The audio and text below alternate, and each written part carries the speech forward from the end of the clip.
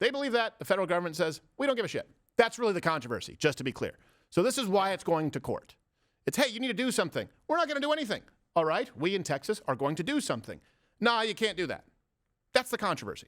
Let's just sort of summarize this for you really quickly, okay? So what you've probably heard is that the Supreme Court ruled that Texas can arrest and deport illegals. Which sounds reasonable. We're talking about SB4. People have broken the law, right? Right. Illegally here. So a lot of people want to say, hey, this is a great win. So people on the left are mischaracterizing this. Why? Because they are afraid of this, and of course they are trying to say this is racist. And people on the right are mischaracterizing it because they want to claim a win that hasn't really happened yet. I'm not suggesting ulterior motives. I'm just telling you the facts laid out. This is a pause right now. It's a pause, and Texas can't even enforce their own laws until it's resolved. And a lot happened in the span of 24 hours. Yeah. So that's where we are. Here's what, and comment below. Don't cheat if you're watching this as an archive, but if you're watching live, comment below what it is that, what is your understanding as to what has transpired with the Texas law in the Supreme Court. And then let me know if it's changed. It bothers us when we see a lot of misinformation out there. This is one of those stories. The headlines were incredibly confusing yesterday. Yes. On every network. It was yes, then, or sorry, it was no, then yes, then no late last night. Right. Exactly. I was like, wait, how does this even happen? Precisely. Yeah. And I still don't understand it. So here's what the news coverage looked like if you were watching yesterday. The Supreme Court ruled just a couple of minutes ago that Texas can continue to enforce a controversial immigration law that lets local police arrest and prosecute migrants. NBC's Gabe Gutierrez joins me from the White House. So, Gabe, yesterday it seemed like this decision was indefinitely on hold. There was a stay, and then suddenly today there is a ruling. What can you tell us? Yeah, that's right, Katie. Well, we're just looking at that ruling right now and reading through it. But yes, as you mentioned, right now the Supreme Court letting that controversial law known as SB4 go into effect. And that was the law that Texas had passed last year. Now, let me just get it. I know I'm incredibly immature, but just the fact that news takes itself seriously. Yes, I'm sorry, ma'am. I'm doing my best. And we started out, we're like, hey, what kind of haircut does that guy have? That's so weird. And then he looks up and we're like, now I know, but he notices the hair. Why is there two of you? He's my cousin. I can't be the only one who saw that, right? You're not. You're not. Comment below. Or am I a child? It's real. Two things can be true. Now, I guess that was at 1:30 Central yesterday. That was at 1:30. Right. And then late last night, the Fifth Circuit blocked the law again. So basically, the Fifth Circuit said, here's what happened. That sounds impossible, Supreme right? Court said, you're going to have to solve this before it gets to us here. This is none of our business right now. And to give you an idea, let me give you a really quick recap. Texas starts enforcing its own laws, right? Texas says, we're going to arrest and deport illegals. It gets disputed by the Biden administration saying, you don't have the right to do that. Goes to the Supreme Court. Supreme Court says, hey, this is not something that we are going to deal with now. So Texas, you have the right to continue until lower courts figure this out that would be more appropriate. And then the Fifth Circuit Court says, actually, Texas, it is a pause, but we're not going to allow you to continue. That's exactly where we are. Everyone understand? Yeah, pretty much, right? So it's a stay that they're talking about. This is so stupid. The Supreme Court's like, this isn't our business yet. It's still, the constitutionality is still in the Austin court. It's not in the Fifth Circuit Court yet. It's certainly not at the Supreme Court yet, which is why a Fifth Circuit can overrule sort of a Supreme Court decision. Because that confused me yesterday. I was like, Supreme Court said it. The Fifth Circuit can go pound salt. Like, they can't do anything about it. And it was a stay that they were talking about. That's it. By the way, the arguments to figure this out in the Fifth Circuit are actually happening today instead of in April on the stay, not on the constitutionality. So that's why it's so confusing. But it's just like a bill being passed we talk about. When the House passes, it's like, that's not a bill, not a law yet. Still has to go through the Senate and get signed by the president. Right. That's what we're telling you right now. This is way, way far away from being done yet. Yes, exactly. So don't concede defeat and don't claim victory. It's not even close. Right. So let's walk you through exactly what this is so you understand it when it actually happens. And this is very important. It's very important because this is obviously to most voters the most pressing issue in this country, poll after poll after poll, which means the secret Donald Trump voter is going to be an open Donald Trump voter. Yeah.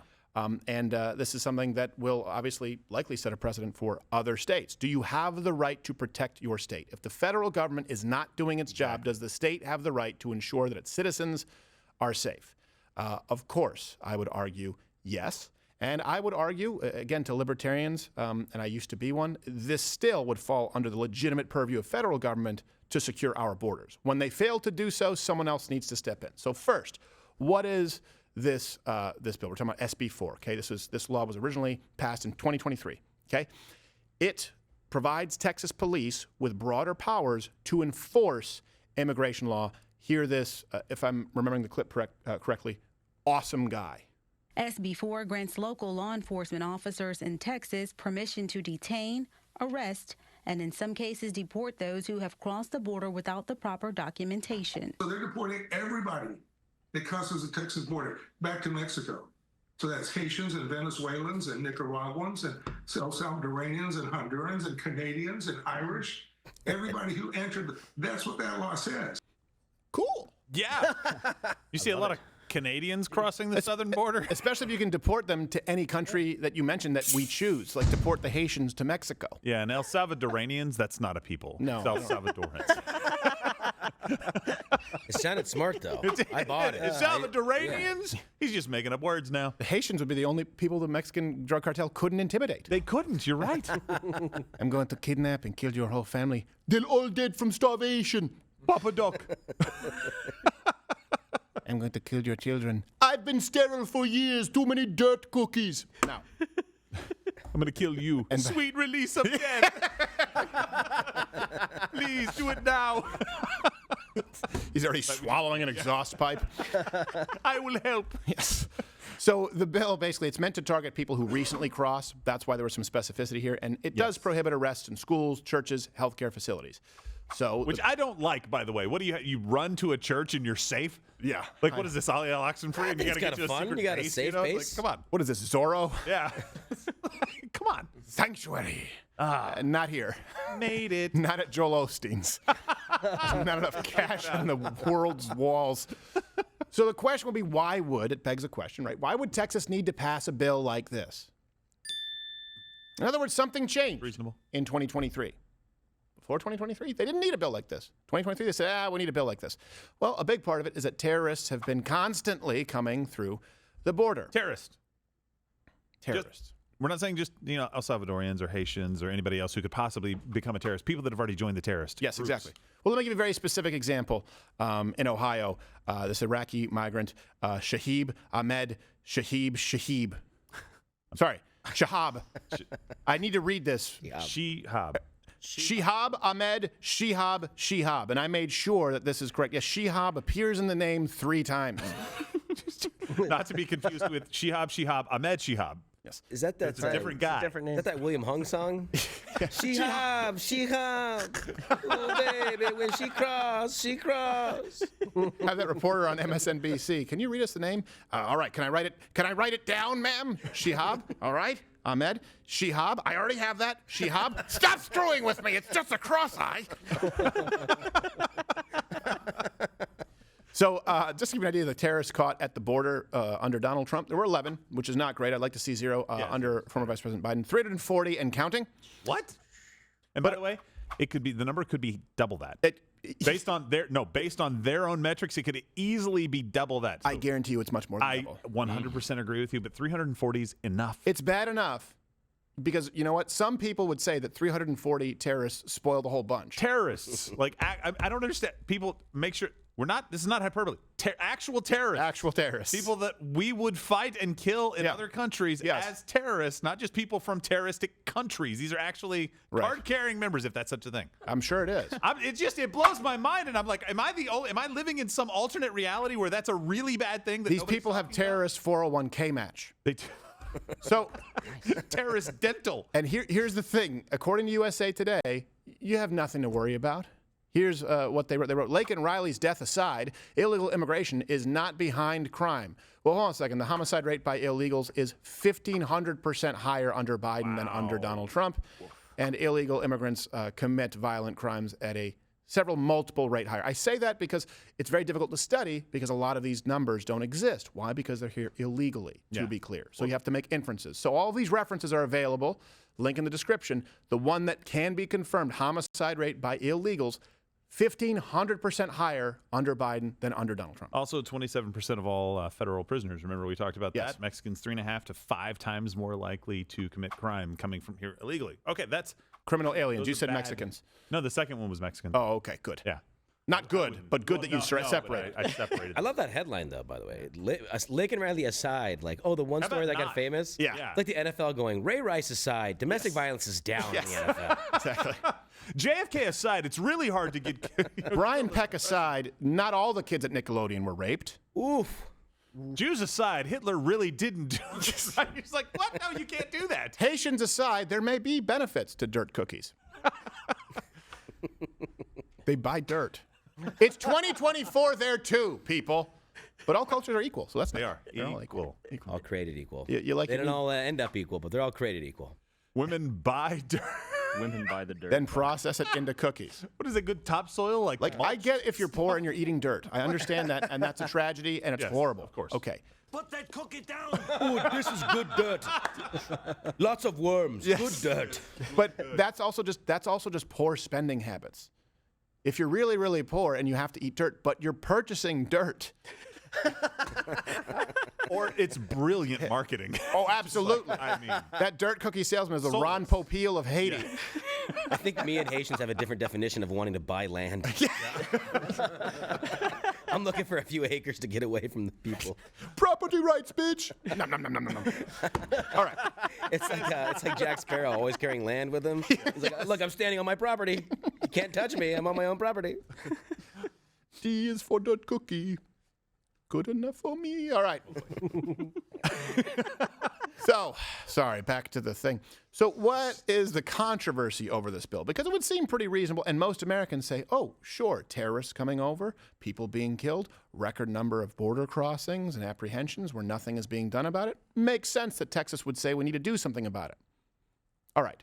Why the controversy? Well, okay, Texas feels that they have to do the federal government's job, right? And they believe that's obviously created an issue, as we just discussed. Now, Greg Abbott even pointed out, okay, here's the conflict. They believe that. The federal government says, we don't give a shit. That's really the controversy, just to be clear. So this is why it's going to court. It's, hey, you need to do something. We're not going to do anything. All right, we in Texas are going to do something. Nah, you can't do that. That's the controversy. Greg Abbott, he's a wheelchair guy, pointed out Biden's failure, okay, here at the border. And this is a quote from him. He said, Texas has the right to defend itself because of President Biden's ongoing failure to fulfill his duty to protect our state from the invasion at our southern border. Now, the federal argument is that this undermines foreign relations and injures its sovereign interest in enforcing federal law. well, hold on. Keyword enforcing. There you go. But you're not. Right. That's the whole thing. It doesn't injure your ability to it. You're injuring yourself. Right. You're not enforcing the law. Yes. I'm breaking the law. In response, I just don't even know why we care what Mexico's diplomat has to say. I know, but this is kind of funny. So this is Mexico's top diplomat. Top. Their president? No, someone else. Top diplomat. Yeah. They don't even have titles. The guy's name is Roberto Velasco Alvarez, and he X'd out, our country will not accept repatriations from the state of Texas. The dialogue on immigration matters will continue between the federal governments of Mexico and the United States. And that basically means our people are going to come over. And I say, all right. That's a dialogue. They're like Ticketmaster, no refunds. Yes, exactly. This is so... Look, if we can't find common ground on the legitimate purview of the federal government, would we all agree? If you say that they have no right, for example, to even ban black tar heroin, if you say that they have no right to ban, the federal government has no say in prostitution, if you're a libertarian who believes in completely laissez-faire government, okay, there still is a government for some reason. Wouldn't enforcing national security be the only reason? Comment below. Now, that doesn't mean no bid contracts to military suppliers. I'm saying, doesn't it fall under the federal government's purview to ensure that the border of the country is secure? If not, I would argue you then support anarchy. So this is what is happening right now. And Texas, by the way, they are effectively right now sending a message to California, Arizona, or New Mexico. They're coming. And California, not to be outdone, responded with the following. Están aquí. I guess they're already there. I don't speak Spanish. Yeah. Well, they're here. Is that what? Okay, good. They're here. It's like the poltergeist. I don't speak Spanish now on principle. Oh, really? Yeah. It's helpful. We're being invaded. You better. Have a national language. How about that? That's one. It's racist. Okay. Hey, by the way, Mexico top diplomat. What's your policy as it relates to immigration in Mexico? What's your policy of migrant citizens in your country? How does it relate to voting? How does it relate to public protests? How does it relate to owning waterfront property?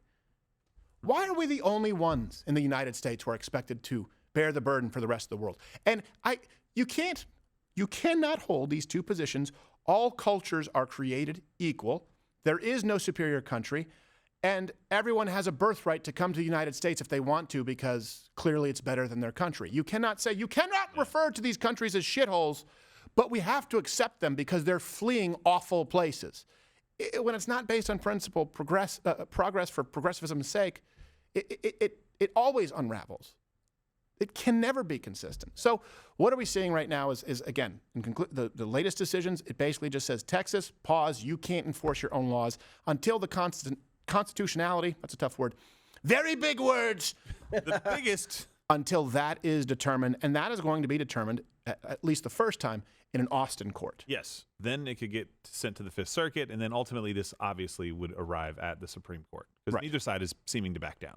Right. So I hope that's what happens. It's also why I have no faith in the justice system. Yes. It's not black-white, to be clear. It depends on the judge that day. The fact that you can have a judge who says, actually, it's unconstitutional to have borders, or have another judge say, actually, you have the constitutional right as the state of Texas to enforce these laws if the federal government has abandoned its post. You can have the exact same case, same lawyers, and it depends on how the judge feels that day.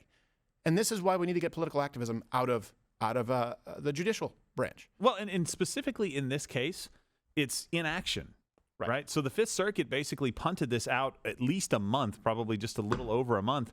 And the only reason that they're hearing arguments today on this is because of the Supreme Court's decision saying, hey, you guys have to sort this out at the lower level. So they would have just let this problem continue on and on and on. And so when we're talking about monthly figures of 350,000 or 300,000 coming into the United States, how many of those are coming into Texas? Well, we know how many are coming through Eagle Pass now. None. Because they actually solved the problem. But how many are coming from 100,000, 200,000 in Texas, maybe more? That's that many more people that are now here, and that much worse of a problem. If you could have heard the arguments today from the very beginning, why didn't you schedule it for today from the very beginning? Yeah. Stop punting this stuff down the road and start hearing the cases that matter to Americans right now, because maybe Laken Riley's alive. Maybe if sanctuary cities weren't a thing, Laken Riley would be alive. Maybe if people called ICE when they had somebody who was actually committing a crime and said, hey, that person needs to go and we don't care what the Mexican senior official said on X, Laken Riley would be alive. Get your jobs done, guys. Top diplomat of Mexico. Respect the diplomat. office. I don't know what the title is, though. It's top diplomat. Yeah, but that's Title not an is actual title. soon to It's a be chased out of Mexico. Yes. By the cartel. Yeah, whoever the cartel puts in power. Got it. Watch Louder with Crowder live Monday through Thursday, 10 a.m. Eastern.